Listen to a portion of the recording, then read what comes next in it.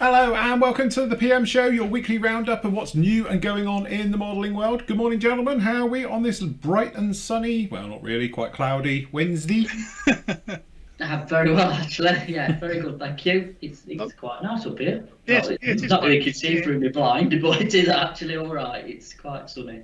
I can get the sunshine through, don't I? And give me stripes on my... You get stripes occasionally, you get blinded, you keep doing that, moving up the sun rays. Yes, but it's going to rain here later because as my other half put it to me yesterday, it's going to rain. I said, for how long? And she said, ever. I said, that's it. It's just going to keep raining forever, is it? But according to her phone, it shows rain all the way through. So it's just forever it's going to rain. So I was like, okay, never mind. All good. So what's new? What's been happening over at the PM stores this week, Matt? More restocking, really. New arrivals are a bit thin on the ground still, I'm afraid. We've had some bits in. We've had snips. Very back nice. in stock, other snip scrapers. Batch for those. Yes. They are my go-to snips. Yeah, and then paints are coming in and bits and bobs, just normal general stock really. That's what's been coming in. So as you can see behind, we've got a couple of special offers that's going to be up on the screen as well. So if anybody fancies following along with Phil and his hurricane, Yes, there it is. Nice. Very nice, coming on, very, very nice. I tell you what, certainly get your bang for your buck. Yeah. Yes. For 60 quid, isn't it? I think we got it out for something like 60 quid. You too could have a 24th scale Hurricane, which is actually really very, very nice. Very nice. Yeah, it is. Like I say, I've built the trot version of it, and it's a nice kit to get together. It's not overly complicated, not too many parts, and it does fit. Yes, like Hurricane, obviously, don't know. Can't vouch for accuracy being trumpeter, early trumpet, but it looks like an Hurricane to me. So certainly yes. Yeah, I must admit, from a build quality, like we said before, I think for a early 2000s release, it's well ahead of its time. This was sort of like, as I say, the engineering is so good that, minimal amount of filler in this kit. There's nothing on the fuselage. It's just the wing roots we had to do a little bit with. But again, shimmer plasticard in there and it's like job done. So yeah, really, really do like it. I don't think the riveting's massively overdone now. It's got some paint on it either. It sort of all blends down and goes through nicely. But generally, it's a really very, very nice kit. So looking forward to doing some tidy. Sorry? When was it released? I think it was released early 2000s. It's like 2002, 2004 area. 20-year-old kit then. Yeah, it's 20-year-old kit. Yeah. So if you go back to 2002 and then think 1982. Yeah. Do you know what I mean? That if you go for a comparison of sort of an age of a kit. Yes. Yeah. It's a bit night and day, really, isn't it? No, but the recessed details on it. I know a lot of people used to say about trumpeter stuff, and I know we said it before, was very, very heavy. But again, in 24th scale, it works. It is very, very nicely done. It goes through, no problem at all. And again, the details are all just there. We talk about, bless them ICM, but this is like that because you've got an engine. It's not the most detailed engine, but you've got one. You've got a cockpit. And again, it's not the most detailed cockpit, but it's all there. And it enables you to literally think like I've done, or we can add like, a bit of bits and pieces, the Yuma set for the instrument panel in there, set harnesses, a little bit of scratch build in, cockpit's perfectly serviceable now, and same with the engine. So we'll just be adding a little bit of plumbing, a little bit of wiring. Go ahead. Guns we're replacing on this one as well, just to give a bit more detail, and you end up with something that is pretty much as good as anything you'd find today 20 years later. So no, very, very nice. And go on. Going back to the Trumpy Mad Riveter that we used to do, was Trumpeter the first company to actually try doing rivet? I can't think of a company before that ever did rivet. I don't know. Yeah, I'm just thinking, like obviously early Trumpy stuff did have the big rivets, didn't it? Yeah. But obviously at the time, if that's 20 years ago, or less, CAD weren't what it was. Tooling wasn't definitely what it was. So obviously you're looking now at Armour and Edard and how they can get their rivets. Obviously, like somebody had to start the riveting trend, and I can't think of another company apart from Trumpy who actually tackled rivets. It was do-it-yourself job, weren't it? It used to be, yeah, definitely. And at least I know they had knocked for it, but at least they had a go. They kind of started the movement, I suppose. I don't know how I want to look at it. And yes, it was overdone, and like I say, it was out of scale. But the thought From back in the day, if you look at it, technology was there, yeah, and to do what they wanted to do at the time. Hmm. I think that's what I'm trying to get at. But also, I think one of the early ones as well was when Airfix, obviously their Sea Harrier, that's riveted, very much in the trumpeter fashion. It looks like a colander. So they are very big. But again, like you were saying, I think when you're going back to those eras, it was, some of the design work was still done by hand. Tooling was finished by hand, and various things. So to try and get rivets, which, don't forget, from a reverse engineering point of view, means they stick up out the mould. So to get them that small, get a milling machine to be able to go in and do them, Jesus, that's incredibly fine. Design, isn't it now? Yeah. It's all etched now as well, isn't it? Rather than milled out. Milled, yeah. But I mean, apart from like the Harrier, I'm on about like, obviously they were doing it on 48th kits, weren't they? Trumpet, where obviously the Harrier was 24th, weren't it? It was a big kit for Airfix to tackle it on. I'm thinking, obviously, they did it on the 32nd stuff. The early 32nd was pretty riveted, weren't it, from Trumpeter? But I'm sure they did it on some of the bigger 48 stuff as well. Yeah, because as I say, I'm just thinking back as well. Like, the one I remember from that era was I built the Vigilante. Yes. And that had problems purely because of one, I know you're only talking 20 years, but obviously technology's moved on a hell of a lot in the hobby. But they used to use like multi-part injection molding, which was very clever for its time. But the trouble you had was massive seam lines, and they didn't always line up. From how it all went in there. But also you would have the situation where on a curve of plastic, it would just die off. As soon as you've gone past flat and the angles are getting greater, it would just fade to nothing. So you put two halves together and you get rivets go up and then they fade out and there's nothing on the top half.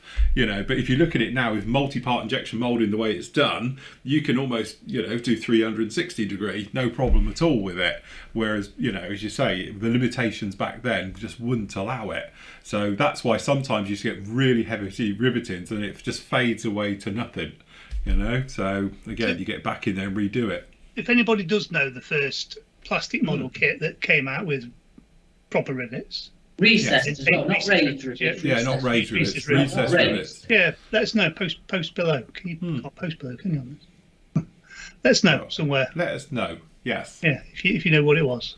Because I was thinking, did Accurate Miniatures ever do anything riveted?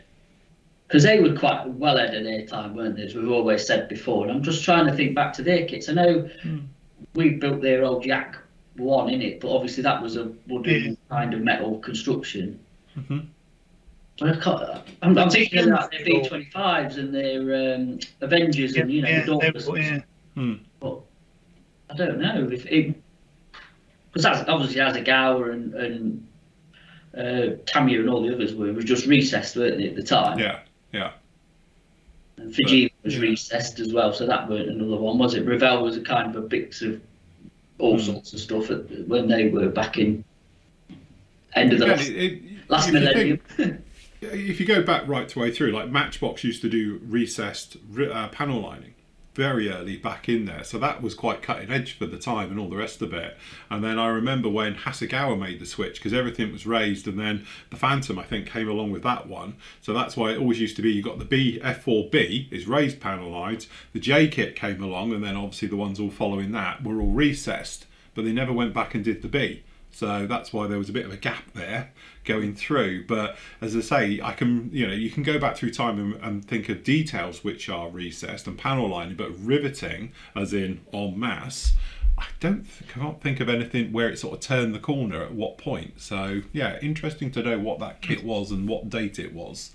I'm sure there might have been limited kits out there and things like that from expensive manufacturers who might have been doing it, but from a mainstream manufacturer, when the switch was, I think it's going to be 80s, 90s, isn't it?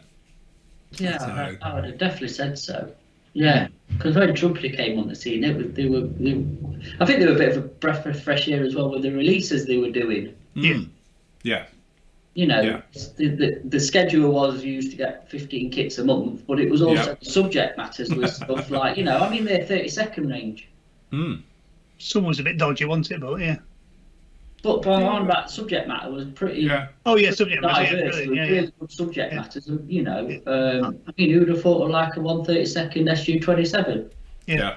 at the time, and Yeah. obviously the Well, some of the weird and wacky fleet air arm stuff that they've done. Yeah. You'd In the never have got that. 48th. Yeah. the swordfish you built. Who would have thought to release a 32nd swordfish? You know what I mean? You'd normally that scale go for the Spitfire, 109, The mainstream stuff. Yeah. Heroes, But I think as a company, especially back then, they were quite there, weren't they? I think. Very cutting edge, definitely. Yeah, I think it was. So, that's it. Just interesting. If anyone knows, we'd like to know that detail. Shoot us a message, and we will showcase that kit as being the first one. God knows what it'll look like, but at least it's got it. So, but I remember literally being in that thing in the 90s, wasn't it, of buying kits, and because there was no internet and anything else back then, it was a case of, can I have a look inside the kit to know if it is a recessed or a raised kit?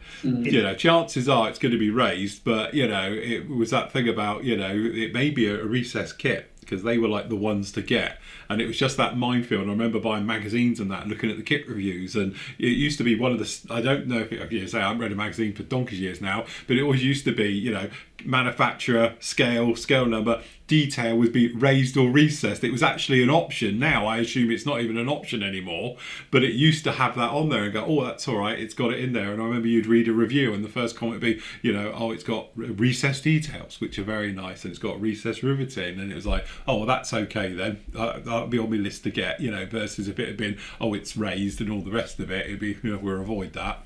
But yeah, definitely. I think it's one of those parts of the hobby which I think was definitely a turning point when things did go from raised panel lines to recessed, because it was just far more realistic then, wasn't it? I know that's the bit with it. When you come to riveting, technically, normally they're domed rivets anyway on a lot of aircraft, and obviously the first thing you do is think, oh, well, it's easier to just put a wash on to highlight all of those, but reality says they're actually raised. I know working on that CL215, it's all raised, so I've got to put them back on. That's why I've got these things here waiting in the wings for the Archer raised riveting detail to be put back in.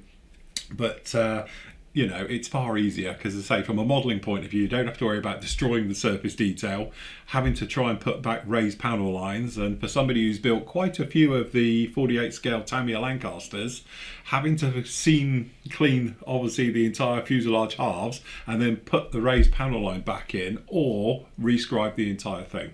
So yes, it was a thing, and that and Vulcan bombers. So it's always nice when another kit comes along which doesn't have them, and the Airfix taking over from the Matchbox Victor tanker, or the Victor, because obviously the Matchbox one was raised detail, quite raised as well, and then obviously, thank God somebody came along with a replacement that's recessed.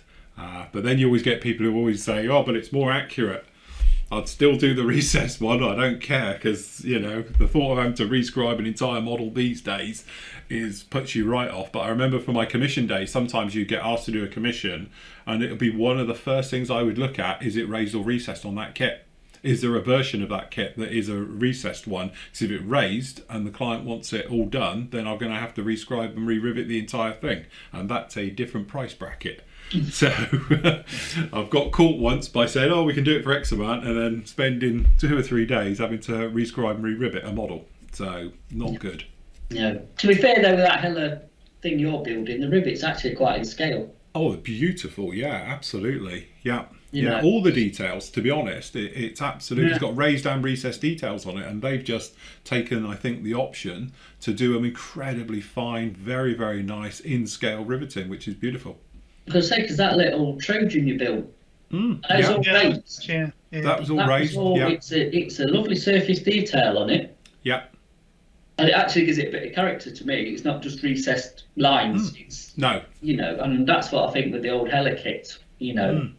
I think they were, again, obviously we've discussed this, but back in the day, back when they were out, they were quite ahead of themselves, I think, with their tooling and design and stuff of how they did it. I know it was all raised, but it was it Like I was say, when scale, we've been and it working was- on that kit now for the last couple of live shows, haven't we? And I think, like I finished off the build of it on the last live show, and like I've said, it's got hardly any. There's a smidgings of filler is all it takes. The rest of it, but also what's nice is it's got clever little ways. The way the entire wing section goes in, it's got tabs all the way around to push it out, so it gives a perfect fit that doesn't need filler. The tail, it's a big old lump on the tail, fits no problem at all. Fuselage halves, we were joking, it just literally clicked in and away it went. All right, the fuselage floor was a bit blah, blah, on the internal, but once you got it all lined up in there, it's very, very cleverly done. And again, when you think back of the age of the kit, and the way that it wasn't probably, or if it was very early CAD. It's actually very nice kit. It goes together very nicely, and that's what we were saying. Don't ever be put off by sometimes because it's raised doesn't make it a bad kit. Sometimes the raised stuff is very nicely done. I think Monogram were the other one when they did their raised. Yeah. Because you've got really nice cockpits. Across wheel wells, stuff like that. Yeah, you did. They got really nice details, and it was raised. But and obviously the subjects that they did at the time, I think people are now obviously. They're being redone. But they did the medium bombers, they did the B-17, they did done the B-26 and B-24s, and you can go on really with it. And obviously like the Century series you've built, the darts and the daggers and the voodoos and stuff. And actually they're technically really still good kits. It's just erased, isn't it? I think they'd still probably stand up if they were recessed. They would probably stand up still today. Absolutely, yeah. And how are they? 70s, 80s, 70s, yeah, 80s, 70s, really, 80s, yeah. The Super Fortress B29 is huge, but it's a really good kit. I wouldn't fancy rescribing it. But it's your only option, though, isn't it? I mean, we've got the B25, all right, because obviously, like the one with the turret just behind the cockpit. The later ones, the H's and the J's, that nobody's tackled in 48th. And obviously the company I thought might not be around any longer, so and obviously the Marauder, B26 Marauder and stuff. But again, if you go back to them, they are good solid kits.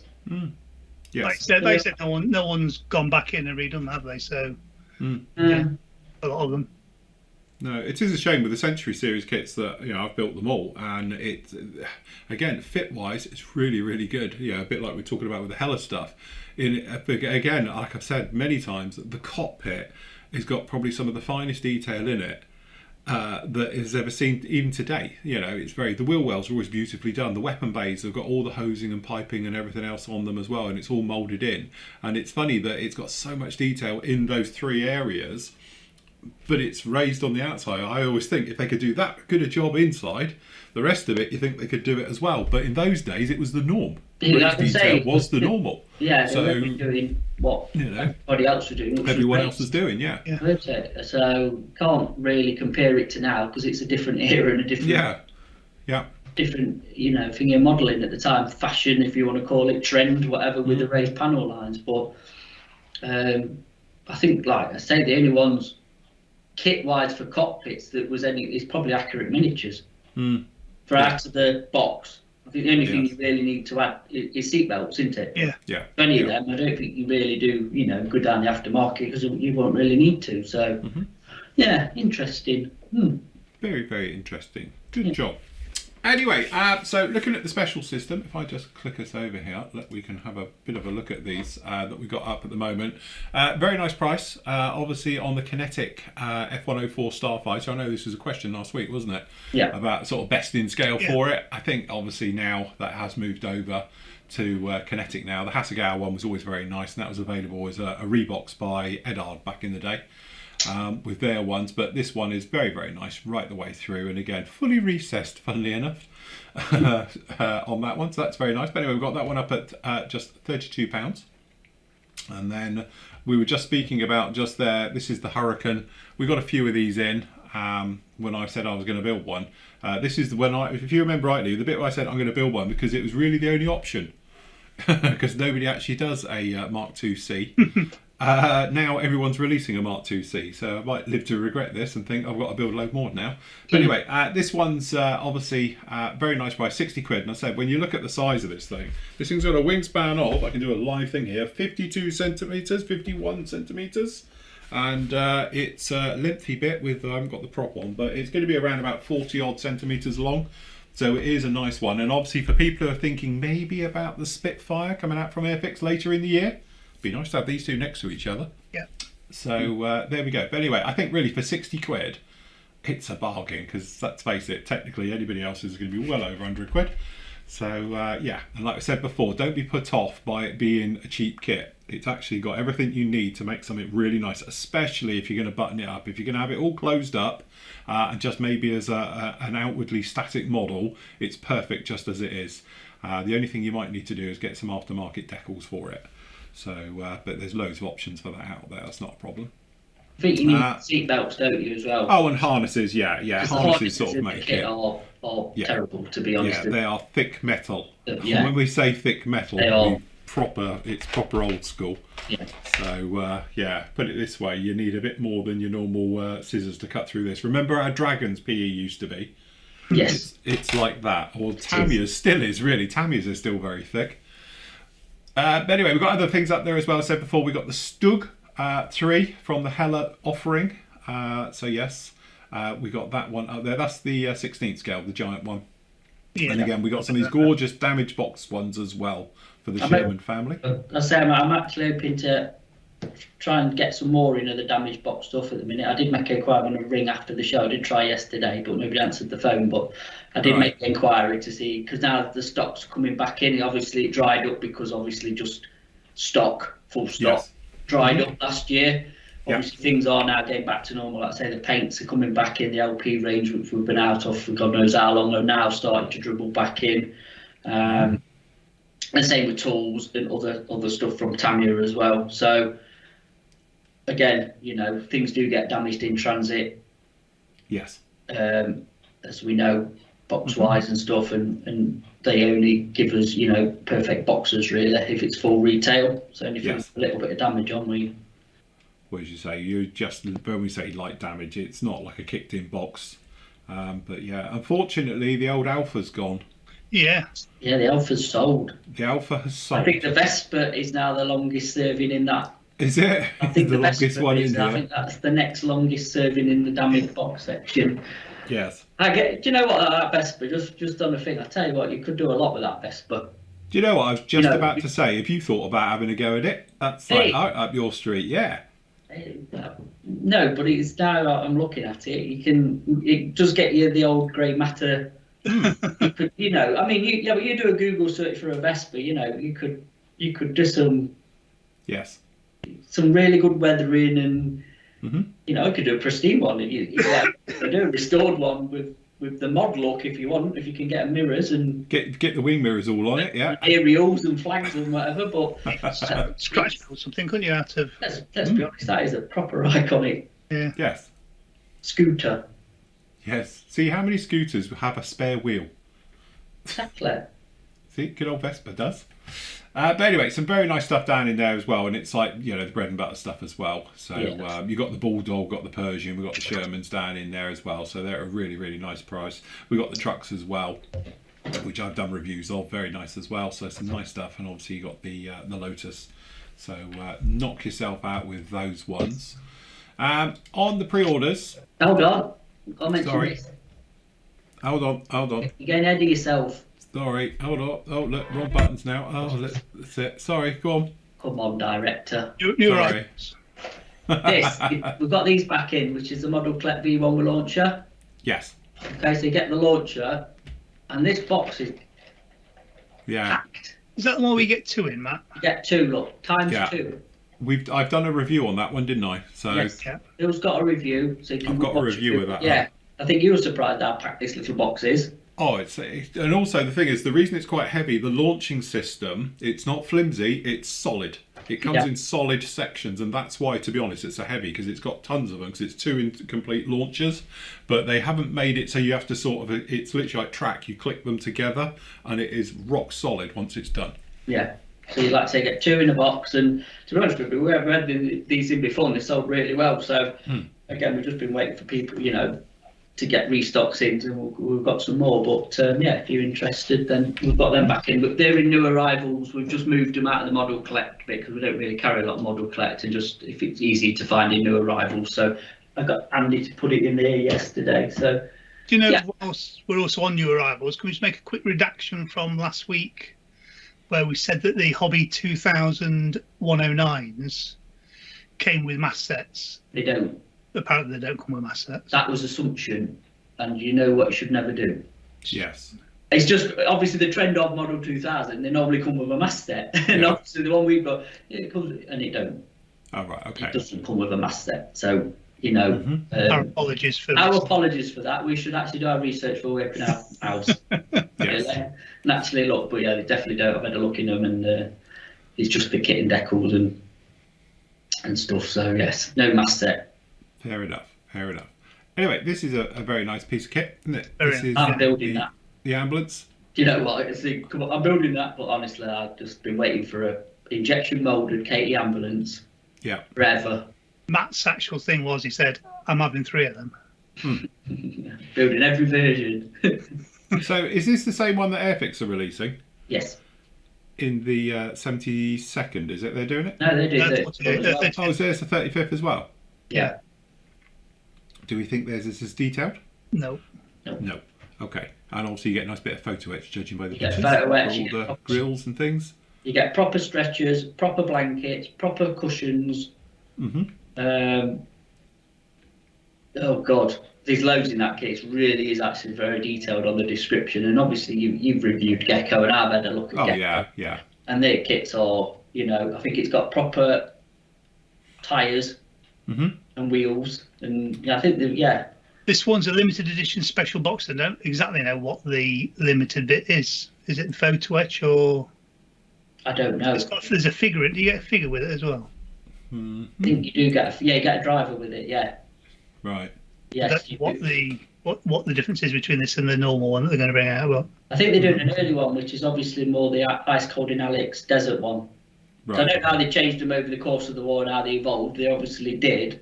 Because you used to get one with the airfield thingy set from Airfix, didn't you? 176, where you used to get the fire engine that was never a fire engine. Did I read? It was never. I don't know where they got that from, but and then the ambulance, but it was a firm favourite. Why it never in 72nd? Nice. Very nice. So anyway, we'll get one in for review as well. I'd like to do a review on that one, yeah, so that'd be a nice one, So, definitely to do. So if you are interested, obviously for members and that, pop your name down on the old pre-order list, and you get the discounted prices. We've got the RE20 Yeah. Renault. So that's one of the big ones, isn't it? The 1/12 scale, Yeah, these are the biggies. the biggie ones. So they're going back through their catalogue and releasing them. So quite an iconic. I think that's Jean Alesi's apparently, Oh right, okay, yeah, and somebody else who I've never heard of, but I've heard of Jean Alesi. yes. Because I was saying, well, whose is it, Dad? Because I think yeah, I I can't remember who was said. Yeah. talking to the rep, I think at the time, and like, or was it you? Who was it? You? I was on phone with you and Ian at the time, wasn't you? Yeah, like, well, whose is it? So but that's Isn't it Jean Lacey who's starting up another team for next year? That's Mario and Betty, isn't it? Oh, sorry, that's Mario and Jerry, wrong one. Sorry, I'll edit that out. It's fine. I think you know what though. Between obviously, if you're into your sort of Formula One older cars, shall we say, because the old Protar kits keep getting released by Italy, don't they? Yeah. Obviously, we had a Williams from them. We've had what else? We had McLaren. Was it McLaren? Yes. Yeah, I think so. Yeah. And something else. I think they've done 3, haven't they? In 1/12, then yeah, I'd grab them. Get a bit of photo etch with it as well. So very yeah. nice. Very nice detail. Would you want to tackle one of them in a bigger scale? Yeah, I don't know. It's to say F1 cars are actually really difficult because you've got that thing. You've got all the detail going down in there, and the paintwork's normally quite complex. So they can be, it's not like just banging camo on and stuff purely because of it. And then obviously whenever it goes through, I've done a couple over the years. Obviously I did the RB6, wasn't it, and stuff like that, which are, you know, they are fun to do, but I've never done one in this scale, the big scales, you know, so maybe a little bit more sort of straightforward on the build because you've got a little bit more room to manoeuvre. But Yeah. very, very nice. Like the paintwork just down in this section here, you know, bringing this in and stuff like that. It is a little bit of a handful. But if you're into your F1 cars or just motorsport in general, then, you know, you probably spend all day doing these and you're fine with it. But definitely a few more learning curves to go through. But very, very nice indeed. Yeah. So it's nice to see the old classics. I like the old classics anyway. Yeah. It does look like they're all death traps, but hey. Because they were. Because they were. There's a bit where the driver's literally sitting more out of the car than they are in. It's like, crikey. So, but yeah, definitely. But that's very interesting indeed. So again, if you're interested, and pop your name down. There's no halo on that, is there? No, there's no halo system. Yes. Everything else is just we just wait for stuff to come out. So yeah. You know. The only other one that we've got open is the Tamiya Nissan Fairlady. Everything else is locked. Yeah. Got that one up for pre-order. Mm-hmm. It's nice, isn't it? It's a Datsun. It is a Datsun. That is a Datsun. It's never a Nissan. No, it's a Datsun, isn't it? So yeah. Obviously, Datsun don't exist anymore, so they've got a Nissan because that's who's got the licensing. But it is a Datsun, isn't it? Yeah. But yeah, very nice. Yeah. Very nice indeed, as I say. So if you're after something else like that, that one's open. So all the others are locked for, you know, obviously the obvious reasons at the moment of not knowing. So, but as I say, as soon as we get any bits of news and things like that, we will be back to you. Yeah. And just before we move on to questions, we'll talk about King Kong. Yes, I haven't got a big picture for that one, but yes. And you've edited this. Right. Okay. This is by a company called Story, so we're giving it by short phone. Gary at Tiger to do a review on. It's a 12-inch vinyl, soft vinyl model kit, so that's back old school, isn't it? It is, yeah. I think Horizon used to do them. I've got a Joker. That's yeah. That's a cool figure. It's up in my stash. It's just obviously you have to have special glue, don't you, for vinyl? Yes. Or super glue was weak, so it's better off. Yeah, I wouldn't super glue because they tend to go, as you say, they tend to dust after 10 years and fall apart. Yeah, and then the arms will fall off. But I think these are the old Harryhausen, because there's a few of them. We've got the Cyclops and an Allosaurus, and is it Creature from the Black Lagoon and something else as well. So I can tell you what you want. We've got the Creature from the Black Lagoon. Or Creature that came a long way to Earth. Oh, right, yeah. It's known. King Kong, which you've got there, Cyclops, Allosaurus. Yeah, that's it, yeah. Yeah. So these are big kits as well. They're all about a foot tall. Yeah. So. Yeah, they're not small. So this is quite a nice box, actually. Yeah.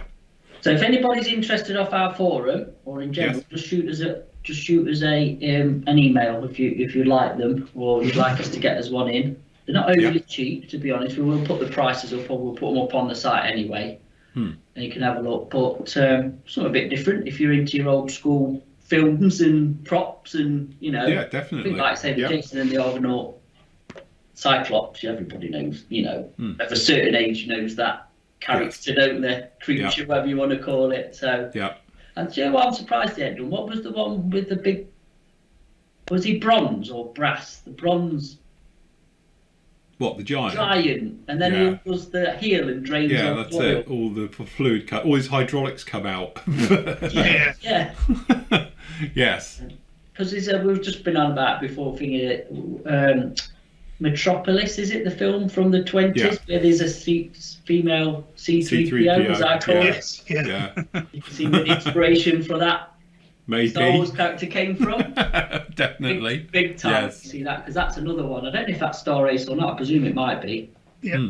We'll do a bit of research. But have a look. But that's it. That's an interesting character as well. There's a few new releases coming out from Gecko. We've got the Estonian, British Army in Estonia Scimitar 2 coming out soonish. That's and also armorless, isn't it? Yes, yeah. Well, it's not armorless, but yeah. You know what I mean? Not much armour. They've got the bar armour on it, has it? No, yeah. So, And we've also got the early war Austin K2Y coming out, as we were talking about earlier. The desert one. Desert one. That looks really nice. I think they're the ones we've seen out there, the Daimler armoured car and the skid loader. Yeah. They're also Talking coming out again, soon. there's a container doing soon actually, or a thing in. So like that sawn off and the skimitar that we've had on should be in hopefully end of the month, beginning of next. Yeah. So yeah, that's it. cool, very good. Right, okay, so popping over to the questions. Trevor says he's interested in the UN SIG later this year, but he's going to need some help finding kits. He wants to do a diorama of the medic pocket from the Balkan War in 1993, and he was there, weren't you, Andy? Thank you for your service. Pleasure. What was the best kit for the late modelled M113 APC in 35th scale? Right. There's a few. Takum is the other one I remember doing, because the other ones are all the Vietnam ones, and I think they're early ones. Yeah. I think Takum is the one now that does the late one. So I was thinking who does them, and I know like Tammy's got their old one, but I'm sure that's Vietnam War one. Academy do one, again that's Vietnam War one, and it's Israeli service, so that's an early one. Dragon do one, back again, it's an Israeli one, which I think is an earlier version of one. And I think now Takum has only just released, literally last week, have released 3 versions of one of these, and I think theirs is a later one. Right. So it might be the Takum one you want. I don't know the differences, obviously, between a 60s one and a 1990s one, or whenever. There must be differences, there've got to be, but... Is it Canadian specific it wants, or...? Well, as I say, part 2 of his question is he's trying to find figures that closely represent Canadian troops for that time period. Do you have any recommendations for that? Not for Canadian troops, I think the nearest... There's one. There's one. He's the one on the left. He's US troops and converted. Yeah, I think it's very similar equipment. I was going to say that. If you look at their gear, Probably. obviously the body armour might be slightly different, but... Yeah, I'd say probably a bit of slightly earlier US troops. Yes. But as I don't think anybody does Canadian figures. Only actually, do you know what? Don't know if they do. It might be worth a look at Trumpeter's range. Because they did release some at the time modern. They did the Grizzly and a couple of other Canadian vehicles, but I can't remember if they did. I think their figures were actually German. K4 or S4, I can't remember which one's which, but Kosovo one won it, Andy, and what's the S4 one? That's the the one that came after the first one. Yeah. Yeah, K4, S4. God knows. Yeah. But Trumpeter do. Looking after him, I don't know. Yeah. Well, yeah. So that might be protocol to look at, like I say, the Trumpeter range of figures, because they did a lot, and they do a lot of modern US as well, which you might be able to use and convert. Again, if you're going down the Master Box Mini Art, they do them, but they're more later, like 2000 onwards. And I can't think of anybody else top there. The only other way is obviously, I don't think there's any resin, unless somebody knows if there's any resin ones. I can't think of anybody who does that sort of resin, but there is that thing we were on about, weren't there, with the 3D printing company, where you can literally design your own sort of troops, and they'll print them and send them you.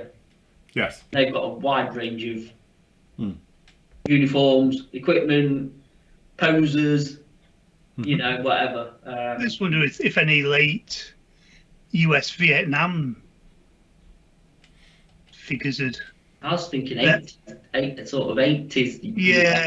Where they went on to the tropical, the camo stuff. Yeah, but just doing it. Not being funny, it don't look absolutely very warm there, does it? Mind you, he's in his short sleeve, so it might be in that bit, but again, it depends. Yeah, you're going to have to search for that one, I'm afraid. There's no definitive answer for Canadian troops. Fair enough. Okay, so Nigel says, hi lads, he ordered a set of scribers from USA last year. To make the postage cost more effective, he's purchased Rosie the riveting tools as well. I was thinking to add several more tools to my collection and was wondering if you were or would ever consider stocking Rosie the riveting tools. It is something we have looked into. We're just trying to sort out details and various bits and pieces. But because I was sort of ill last month, it was when we were doing talks. So I will have to get back onto that one. As I say, been squaring ourselves away for the last couple of weeks, and with everything that sort of happened in the world and bits and pieces, we've been a little bit busy. But it is something we were looking to do if we at all can. But as I say, it's very early days of talks and things yet, so we need to sort all of that out. But we will get back onto that one. Simon says, hi gang, is there any possibility of the PM being able to get hold of the upcoming 1/35th scale Bandai Batmobile from the new Batman film?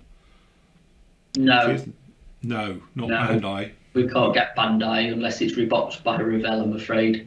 Yeah, because again, it's licensing and all things. Yeah, you're off to Japan, I think, to get that, and yeah, It's the first time I've seen that. It was quite cool. It's a Dodge Charger, maybe. It looks like a Dodge Charger, doesn't it?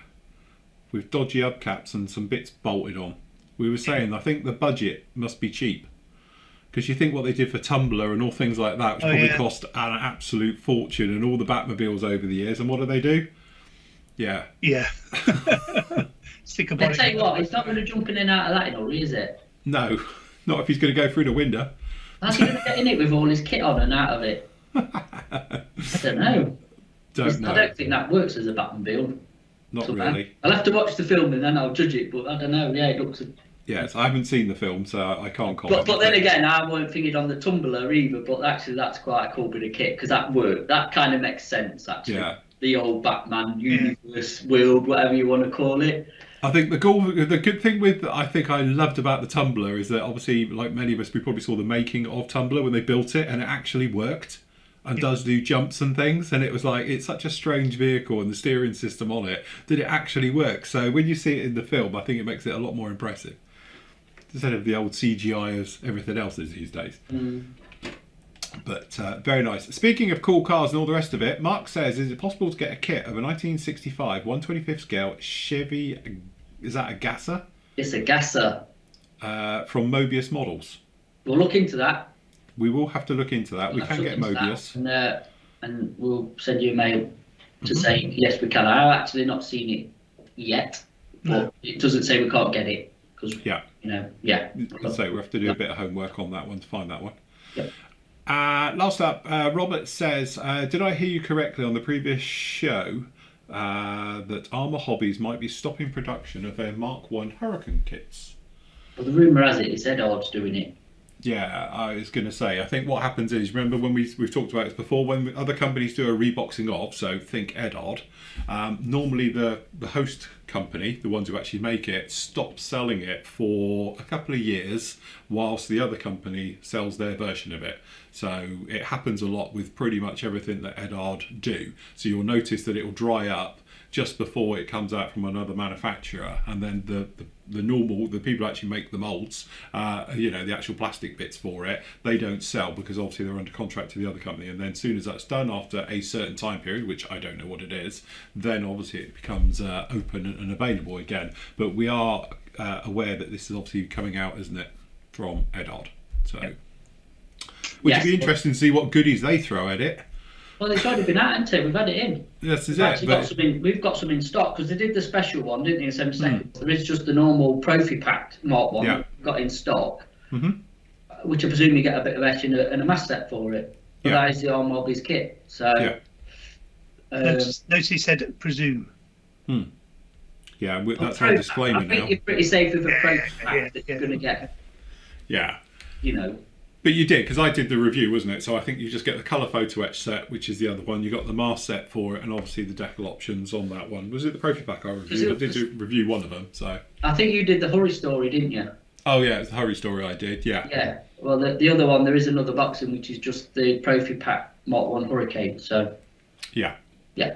So, but yeah, definitely. But as I say, sometimes it's just that thing. You might find it just dries up from the manufacturer of the kit, just whilst the other company does their bit with it, and then normally it does come back.